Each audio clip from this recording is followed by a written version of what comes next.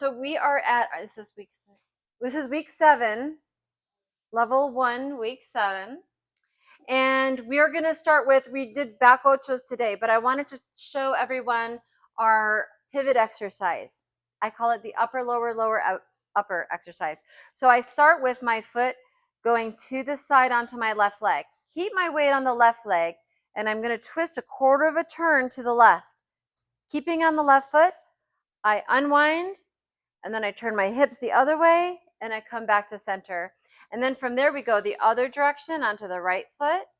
I'm going to twist my upper body, and then I let my lower body catch up, and then I bring my lower body back around, and then back to center.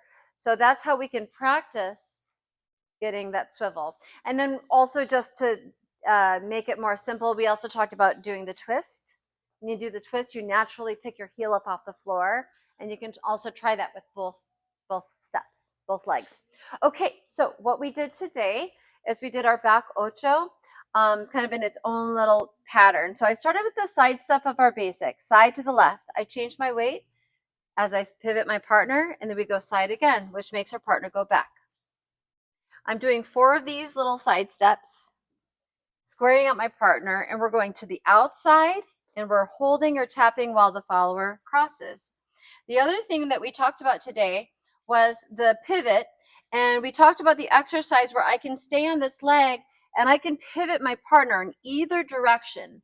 And this is a nice thing you can kind of discover as you dance and practice on your own. Figure out which way does my rib cage need to turn to get my follower to pivot one way or the other. So there's together, and I'm going to go 1, 2, 3, 4. At the end, I collect. I go through my neutral, outside partner, left, right, hold, follower crosses, and out we go. And follower information. Breathe. We talked about breathing into this movement, breathing in as long as you're taking that step. Nice big full breath. And the breathing really gets the nervous system out of the way, and it gives you some nice oxygen for the movement. It also gives a nice little lilt in the step. It gives like some substance to your movement. Yeah. Right? And then you know you're breathing.